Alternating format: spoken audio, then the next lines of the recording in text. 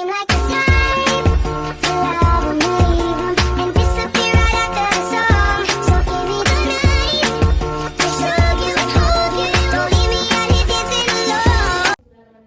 Assalamualaikum warahmatullahi wabarakatuh. Waalaikumsalam warahmatullahi wabarakatuh. Bagaimana kabar hari ini? Baik. Nah, perkenalkan nama saya Ega Putri, bisa dipanggil Ega. Nah, saya dari Universitas Tadulako atau bisa disebut Unpad. Oke. Di sini saya akan memberikan layanan terkait materi stop bullying. Di sini teman-teman ada yang tahu apa itu bullying? Tahu. Ya apa? Ngejek. Betul sekali. Siapa namanya? Betul. Oke. Nah, itu betul sekali ya betul.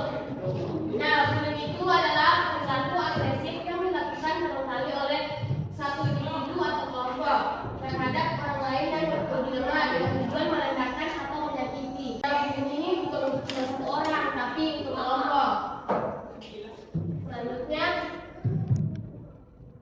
jenis-jenis bullying. Ada yang tahu apa itu apa semua jenis-jenis bullying? Memukul. Oke, itu termasuk bullying non-verbal ya. Nah, yang lain? Nih, ya itu termasuk bullying verbal. Nah, jadi jelasnya kita lihat di sini. Nah, yang pertama itu bullying secara fisik, memukul, mendorong, menendang.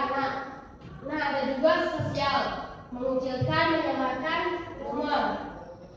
Yang ketiga itu ada verbal, mengejek, menghina, memberikan julukan kayak apa ya, kayak menghina fisik seperti itu. Jadi itu bullying verbal. Nah, selanjutnya cyberbullying. Nah, bullying melalui media sosial atau platform online seperti kayak WhatsApp, seperti itu, status di Facebook atau di IG itu bisa terjadi oleh perempuan. Nah, selanjutnya dampak bullying. Ada yang tahu dampak bullying? Ada yang tahu? Oke, betul sekali. Siapa namanya? Amira. Amira. Yang lain? Malu. Ya? Malu. Oke. Nah, ini lihat ya. Yang pertama itu isolasi sosial. Nah, jadi isolasi sosial itu korban cenderung menarik diri dari hubungan sosial karena takut atau malu. Selanjutnya prestasi akademik menurun. Nah, korban sering merasa terganggu dan sulit berkonsentrasi di kelas. Kayak orang ini kayak apa namanya? Jadi bully kayak dia itu tidak fokus dalam kelas. Jadi dia itu jadi prestasinya itu menurun. Nah, seperti itu. Yang ketiga itu masalah psikologis. Nah, korban mengalami kecemasan, depresi dan penurunan kepercayaan diri. Nah, di sini ada yang mengalami kecemasan atau depresi sebagai korban bullying. Kalau tidak ada berarti di sini pelakunya semua. Selanjutnya masalah kesehatan fisik. Nah, rasa sakit fisik akibat bullying atau gejala psikosomatik seperti sakit kepala dan insomnia. Nah, di sini ada yang sering begadang.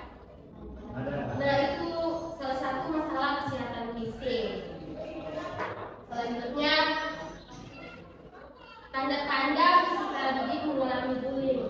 Ada yang tahu tanda-tandanya?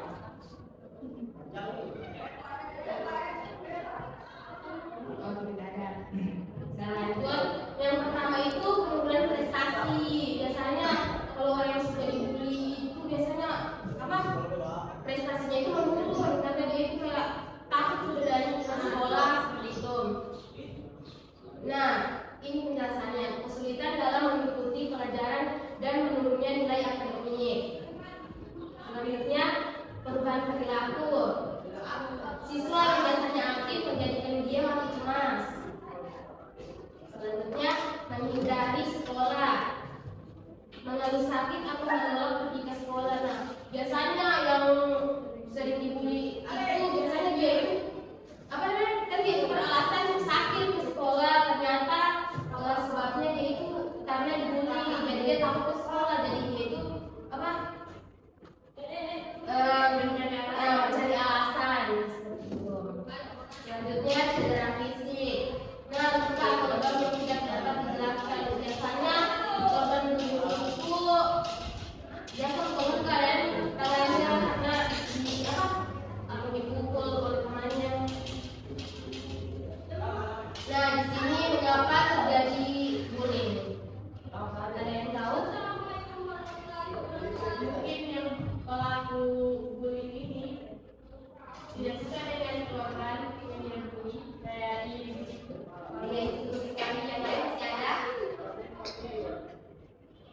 ada.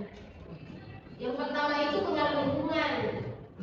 Anak yang berasal dari lingkungan yang bukan asal mungkin cenderung mengikuti perilaku tersebut di sekolah. Nah, biasanya pelaku bullying itu karena dari orang tuanya. Biasanya dia itu apa? Kayak mendapatkan kekerasan dari orang tuanya, jadi dia bawa ke sekolah. Yang kedua itu tekanan sosial. Terkadang perilaku merasa didorong oleh kelompok teman untuk membuli agar diterima. Kayak dia itu kayak disuruh temannya dan supaya kayak dia itu kelihatan jago di depan si si yang dibully. Rasa ingin berkuasa. Pelaku ini menunjukkan superioritas di atas korban. Kayak itu merasa lebih tinggi dan si korban tadi gitu. Yang selanjutnya kurangnya empati, tidak mampu merasakan atau memahami penderitaan orang lain. Itu kayak ada rasa kasihannya buat orang yang dibully tadi. Nah, langkah-langkah pencegahan. Nah, di sini ada yang tahu langkah-langkah pencegahannya? Ada ya. Yang pertama itu memberikan pendidikan tentang dampak bullying kepada siswa, guru dan orang tua. Nah, seperti saya ini memberikan kepada kalian mengenai apa dampak bullying. Sekolah perlu memiliki kebijakan anti bullying yang tegas.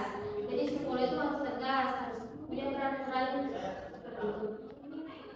Yang ketiga itu mendorong nilai saling menghormati dan toleransi di lingkungan sekolah. Yang terakhir itu memberikan konseling bagi korban maupun pelaku untuk mencegah terulangan bullying. Nah, seperti kita itu dimasukkan ke ruangan mereka untuk melakukan konseling seperti itu.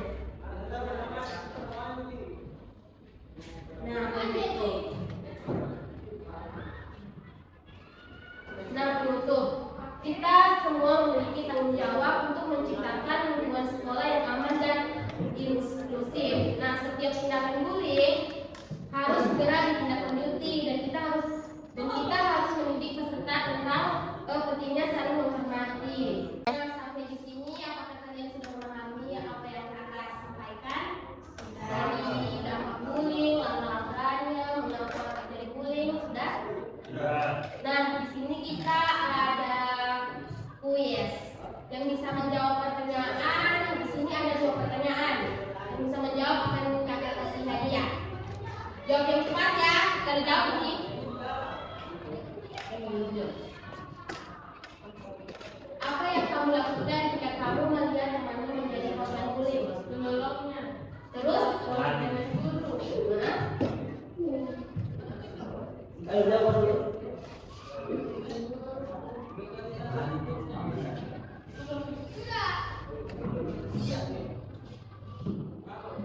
Oke, itu betul sekali ya Kak. Siapa tadi? Almanira. Oke. Betul sekali ya Kak Almanira.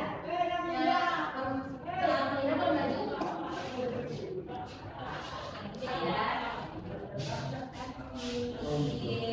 Nah, di sini ada satu pertanyaan lagi. Siapa cepat? Dia dapat. Untuk laki-laki ada yang mau jawab? Ada. Jadi cepat-cepat. 1, 2, 3. Tadi materinya sudah kita jelaskan. Oke, sebelumnya prestasi. Terus membuat korban itu jadi malas ke sekolah.